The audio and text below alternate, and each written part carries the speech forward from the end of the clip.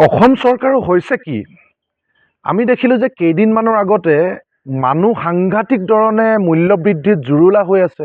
অসমৰ মানুহৰ অৰ্থনৈতিক অৱস্থা অতি বেয়া, মানুহৰ ক্ৰয় ক্ষমতা নোহোৱা হৈছে। স্মাৰ্ট মিটাৰ মানুহক জুলুকা জুলুকে পানী খুৱাইছে। ঔষধৰ পৰা শিশু খাদ্যৰ পৰা গৃহ নিৰ্মাণৰ সামগ্ৰীলৈকে সকলোতে আকাশলংঘী মূল্য বৃদ্ধি হৈছে। সেই সময়ত আমি দেখিলোঁ যে পুনৰ নতুনকৈ আকৌ টোলগেট স্থাপন কৰাৰ সিদ্ধান্ত লৈছে। পূজাৰ 2-এদিনৰ পাছতে অসম চৰকাৰে সিদ্ধান্ত লৈছে নগাঁৱৰ পৰা শোণিতপুৰলৈকে চুলুঙত এখন নতুনকৈ টোলগেট স্থাপন কৰিব। বগীবিল, পথালি পাহাৰৰ পৰা ধৰি বিভিন্ন অঞ্চলত ইতিমধ্যে ইখনৰ পিছত সিখন নতুনকৈ টোলগেট তেওঁলোকে চূণ তেল দি যেন কচাইখানাহে ৰেডি কৰিছে। আকৌ তাৰ দুদিনমানৰ আগত দেখিলোঁ আমি দুখীয়া মানুহবিলাকে চৰকাৰী হস্পিটেলত নোপোৱা সা সুবিধাসমূহ যাতে আমি প্ৰাইভেট নাৰ্ছিং হোমবিলাকত গ্ৰহণ কৰি থাকিব পাৰোঁ, তাৰ কাৰণে চৰকাৰে যি আয়ুষ্মান কাৰ্ড দিছিলে সেই আয়ুষ্মান কাৰ্ড এতিয়া বন্ধ কৰি দিয়া হ'ল। তাৰ দুদিনমান আগত দেখিলোঁ গুৱাহাটী মেডিকেল কলেজত আমি সকলোৱে জানো যে অসমৰ বিভিন্ন প্ৰান্তৰ পৰা দুখীয়া মানুহসকল গুৱাহাটী মেডিকেল কলেজলৈকে যেনে তেনে গাড়ী ভাড়া কৰি তালৈকে যায় ফ্ৰী চিকিৎসা পাম বুলি, ভাল চিকিৎসা পাম বুলি। সেই চিকিৎসালয়ত এতিয়া পঞ্জীয়ন মাচুলৰ পৰা এক্সৰেৰ পৰা ধৰি তাৰ অপাৰেশ্যন খৰচলৈকে সাংঘাতিক ধৰণে বৃদ্ধি কৰি দিয়া হ'ল। আৰু যোৱাকালি আমি দেখিলোঁ যে যোৰহাট মেডিকেল কলেজ হস্পিটেল উজনি অসমৰ অন্যতম গুৰুত্বপূৰ্ণ মানুহৰ জীৱনৰ লগত জড়িত এখন চিকিৎসালয় যোৰহাট মেডিকেল কলেজ হস্পিটেল, তাৰ কৰ্তৃপক্ষই প্ৰেছ মিট দিছে, তাৰ কাষত বিজেপিৰ বিধায়ক বহি আছে। আমি দেখিলোঁ যে তাত সাংঘাতিক ধৰণে মাচুল বৃদ্ধি কৰাৰ সিদ্ধান্ত লৈছে পূজাৰ পাছত। পঞ্জীয়ন মাচুল যি 10 টকা দি আমি পঞ্জীয়ন মাচুল তাত চিকিৎসা সেৱা গ্ৰহণ কৰোঁ, সেয়া 20 টকালৈকে বৃদ্ধি কৰাৰ সিদ্ধান্ত লোৱা হ'ল। বিচনাৰ মাচুল 10 টকাৰ পৰা 50 টকা কৰি দিয়া হৈছে। পেইং কেবিন মাচুল 1800 টকাৰ পৰা 3000 টকা কৰি দিয়া হৈছে। মেজৰ অপাৰেশ্যন 600 টকাৰ পৰা 6000 টকা। এবাৰ ভাবক, এটা অপাৰেশ্যন কৰিবলৈ এতিয়া যোৰহাট মেডিকেল কলেজত পূজাৰ পাছত 6000 টকা আপুনি দিব লাগিব। এই ধৰণে কেইবাটাও দিশত সাংঘাতিক ধৰণে মূল্য বৃদ্ধি কৰি দিয়া হৈছে। ছুপাৰিণ্টেণ্ডেণ্টগৰাকীয়ে প্ৰেছ মিটত তেওঁ যুক্তি প্ৰদৰ্শন কৰিছে যে এয়া হেনো এপ'লৰ তুলনাত, এয়া হেনো সঞ্জীৱনী, ডাঙৰ ডাঙৰ আদিত্য নাৰ্ছিং হোম বা এনেকুৱা ডাঙৰ হস্পিটেলৰ তুলনাত হেনো তেনেই সামান্য। 6000 টকা সামান্যনে? 250 টকা চৰকাৰে বৃদ্ধ পেঞ্চন দিয়া পৰিয়ালটোৰ কাৰণে এটা সাধাৰণ অপাৰেশ্যনৰ কাৰণে 6000 টকা সামান্য টকা নে?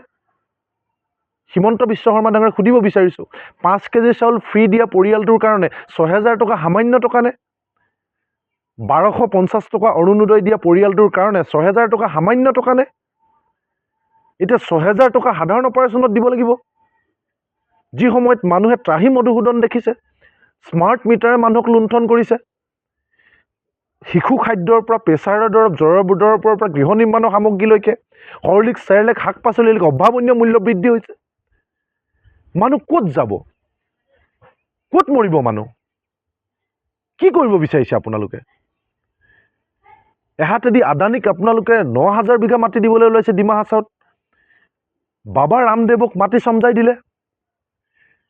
আপোনালোকৰ পৰিয়ালৰ সম্পত্তি বাঢ়িছে, মেডিকেল কলেজ, নতুন শিক্ষানুষ্ঠান বাঢ়িছে, অঙহী মঙহী মন্ত্ৰী প্ৰপাৰ্টি বাঢ়িছে, কিন্তু দুখীয়া মানুহক সাধাৰণ জীয়াই থাকিবৰ কাৰণে চৰকাৰী মেডিকেল কলেজখনৰ ফিজ 6000 টকালৈকে বৃদ্ধি ঘটোৱা হৈছে।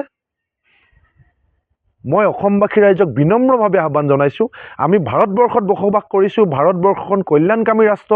ইয়াত স্বাস্থ্য সেৱা, চিকিৎসা সেৱা, বিদ্যুৎ সেৱা এইবিলাক সকলোৱে জানে, শিক্ষা বিনামূলীয়া। এইখন কল্যাণকামী ৰাষ্ট্ৰ, আমাৰ কৰৰ টকাৰে এইখন দেশ চলি আছে। গতিকে যিকোনো মূল্যৰ বিনিময়ত আমি চিকিৎসা সেৱা বিনামূলীয়াকৈ পাব লাগে, শিক্ষা বিনামূলীয়া হ'ব লাগে, ৰাস্তা পদূলি বিনামূলীয়াকৈ নিৰ্মাণ কৰিব লাগে। কিন্তু আজিকালি টোলগেট লগাই দিছে, ইখনৰ পিছত ইখন টোলগেট। আজি বগীবিল যাওক, কচাইখানা নিচিনাকৈ টোলগেট চূণ তেল সানি ৰেডি কৰি ৰাখিছে। পথালি পাহাৰ যাওক, টোলগেট। চুলুঙত 2-এদিনতে টোলগেট মুকলি কৰিব। চাওক কি হৈ গৈ আছে অসমখনত। সাধাৰণ মানুহ জীয়াই থাকিব নালাগে। যি সেৱা আমি ফ্ৰীকে লাভ কৰি আছোঁ, ফ্ৰীকে পাব লাগে, সেই সেৱাৰ ক্ষেত্ৰত এতিয়া অত্যাধিক মাচুল বৃদ্ধি কৰি দিয়া হৈছে। মানুহৰ জীৱনৰ লগত জড়িত চিকিৎসা সেৱাৰ ক্ষেত্ৰত এইধৰণে মানুহক চিকিৎসা সেৱাও টানি লৈ যোৱা হৈছে, কাঢ়ি নিয়া হৈছে মানুহৰ পৰা। কি মানুহক হত্যা কৰি পেলাওক তেতিয়াহ'লে? দুখীয়া মানুহ জীয়াই থাকিব নালাগে এইখন ৰাজ্যত। গতিকে অসমবাসী ৰাইজক অনুৰোধ জনাইছোঁ, বিশেষভাৱে উজনি অসমৰ ৰাইজক, আমাৰ দুখীয়া মানুহৰ জীৱনৰ লগত জড়িত যিখন যোৰহাট মেডিকেল কলেজ, য'ৰ চিকিৎসকসকলক আমি ভগৱান বুলি ভাবোঁ, সেই হস্পিটেল মেডিকেল কলেজখনত যাতে কোনো কাৰণত ফিজ বৃদ্ধি নহয় তাৰ কাৰণে আমি সকলোৱে মাত মাতোঁ আৰু কৃষক মুক্তি সংগ্ৰাম সমিতিয়ে কোনো কাৰণত আমি যোৰহাট মেডিকেল কলেজত ফিজ বৃদ্ধি হ'বলৈ নিদিওঁ। এই সিদ্ধান্ত বাতিল কৰিবৰ কাৰণে স্বাস্থ্য বিভাগ, অসম চৰকাৰ, মুখ্যমন্ত্ৰী, স্বাস্থ্যমন্ত্ৰী আৰু যোৰহাট